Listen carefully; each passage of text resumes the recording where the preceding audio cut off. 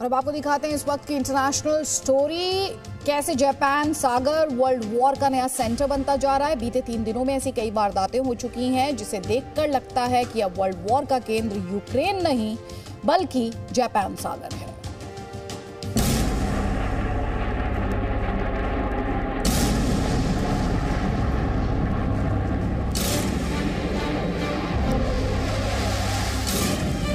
Bomber के पीछे F-16,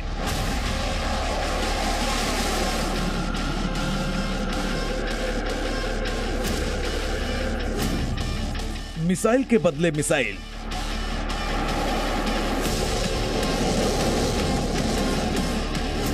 क्या जापान सागर बन रहा है वर्ल्ड वॉर का नया सेंटर?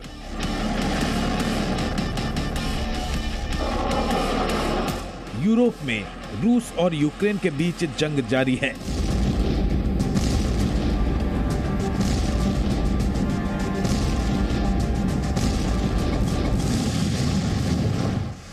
और अब एशिया को रणक्षेत्र में बदलने की तैयारी हो रही है।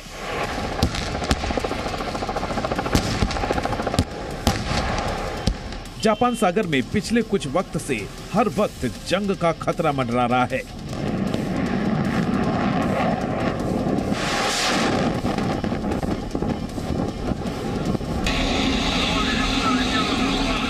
रूस, चीन और उत्तर कोरिया के ट्रायंगल के सामने अब अमेरिका, जापान और साउथ कोरिया की तिकड़ी ने मोर्चा संभाल लिया है।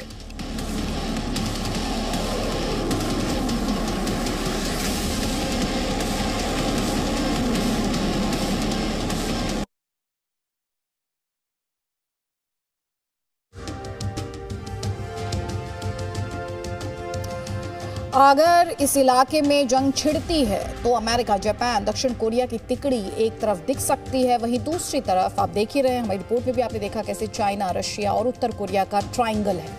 इन सभी देशों के पास जबरदस्त मिलिट्री पावर है। हम आपको दिखाएंगे अगर इस इलाके में टकराव होता है तो मिलिट्री पावर के लिहाज से कौन सा अलायंस दूसरे अलायंस पर भारी पड़ेगा। तो अमेरिका के पास है दुनिया की सबसे बड़ी नेवी, उसके पास 11 एयरक्राफ्ट कैरियर हैं जबकि करीब 16,000 एयरक्राफ्ट हैं। इसके अलावा अमेरिका के पास 72 पनडुब्बियां भी हैं और इनमें से कई परमाणु ताकत से भी लैस हैं।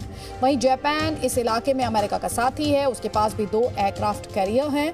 इसके अलावा जापान के पास करीब 1600 एयरक्राफ्ट, 154 जंगी जहाज और करीब 22 सबमरीन हैं। दक्षिण कोरिया की बात करें तो उसके पास कोई भी एयरक्राफ्ट कैरियर नहीं है, लेकिन उसके पास करीब 450 एयरक्राफ्ट और 150 से भी ज्यादा जहाज हैं। इसके अलावा उसके पास करीब 21 पनडुब्बियां हैं। दूसरी तरफ इस इलाके की सबसे बड़ी ताकत है चाइना। चाइना के पास सिर्फ 2 एयरक्राफ्ट कैरियर हैं जबकि उसके पास हैं 2800 एयरक्राफ्ट। चाइना के पास 360 जंगी जहाजों का बड़ा बेड़ा है और 67 सबमरीन्स भी चाइना के पास हैं। रशिया की ताकत भी कम नहीं है। रशिया के पास है 1 एयरक्राफ्ट कैरियर जबकि उसके पास करीब 3,500 एयरक्राफ्ट, 300 जंगी जहाज, इसके अलावा 64 सबमरीन रशिया के पास हैं। उत्तर कोरिया भी इस इलाके में बड़ी ताकत है। हालांकि उसकी असली ताकत के बारे में कोई नहीं जानता, लेकिन जानकार कहते हैं कि तानाशाह किम जोंग उन ने काफी मजबूत नेवी बना रखी है और उसके पास दक्षिण कोरिया से ज्यादा जंगी जहाज और एयरक्राफ्ट मौजूद हैं।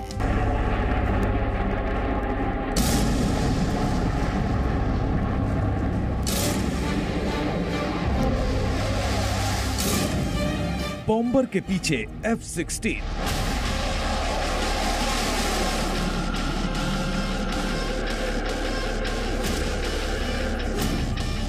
मिसाइल के बदले मिसाइल,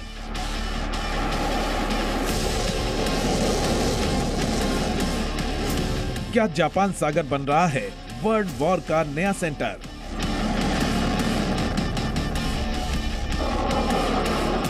यूरोप में रूस और यूक्रेन के बीच जंग जारी है।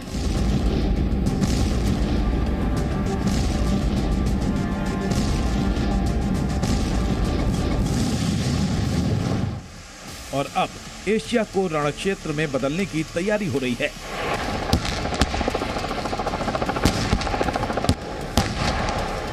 जापान सागर में पिछले कुछ वक्त से हर वक्त जंग का खतरा मंडरा रहा है।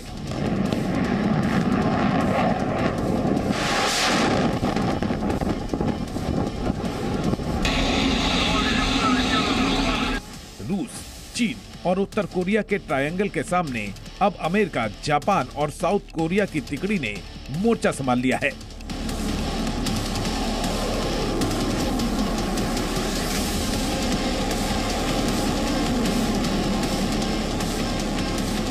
जापान सागर और दक्षिणी चीन सागर के इस इलाके में तनाव कोई नई बात नहीं है, लेकिन चीन और रूस की एक हरकत ने इसे चरम तक पहुंचा दिया। जापान में क्वाड की मीटिंग चल रही थी। अमेरिका के राष्ट्रपति बाइडेन और प्रधानमंत्री मोदी समेत 4 देशों के नेता वहीं मौजूद थे, लेकिन तभी चीन और रूस के बॉम्बर इस इलाके में आ धमके।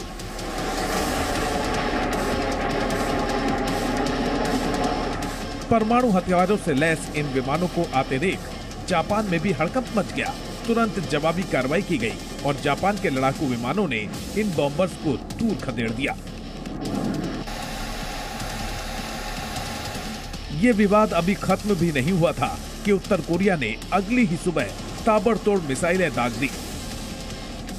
दक्षिण कोरिया के मुताबिक किम जोंग की सेना ने वहां एक के बाद एक 3 मिसाइलों का परीक्षण किया। यानी पहले चीन और रूस और फिर उत्तर कोरिया। जाहिर है ये अमेरिका और इलाके में उसके साथियों के लिए साफ संकेत था।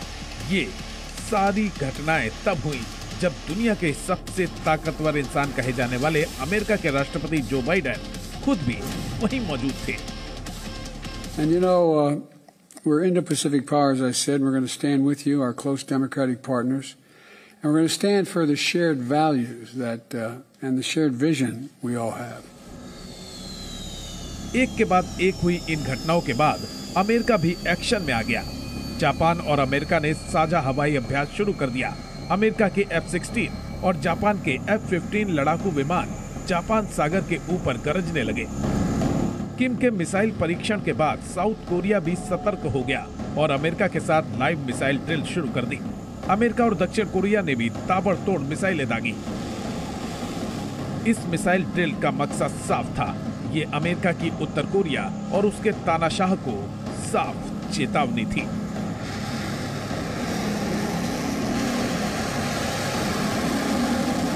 한국과 미국의 미사일 부대는 한국군의 현무2, 미군의 에이테크ම්스 각 한 발씩 동해상으로 연합지대지 미사일 실사격을 실시하여 북한의 추가 도발을 억제하기 위한 연합전력의 신속한 타격 능력을 현시하였습니다. इन घटनाओं ने इस इलाके का पारा बढ़ा दिया। जापान सागर अचानक वर्ल्ड वॉर का नया सेंटर नजर आने लगा।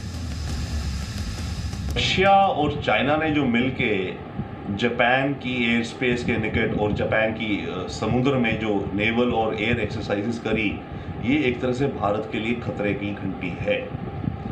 ये दिखाता है कि रशिया और चाइना मिलके। दक्षिण कोरिया का दावा है कि मिसाइल परीक्षण तो बहाना है। दरअसल किम 7वें परमाणु परीक्षण की तैयारी कर रहे हैं। इसके डेटोनेटर का परीक्षण पहले ही किया जा चुका है। 実際に核実験を実施する時期等について予断をもって申し上げることは差し控えますが、今後核実験の実施を含めさらなる挑発行為に出る可能性があるものと考えています。जापान सागर और इसके आसपास का ये इलाका पहले से ही सुलग रहा है। अब ऐसे में उत्तर कोरिया अगर नया परमाणु परीक्षण करता है तो उसकी आंच इस इलाके को एक नए महायुद्ध में झोंक सकती है। Bureau report, ji media. Presenting B News app, available on Google Play and App Store. Download it now.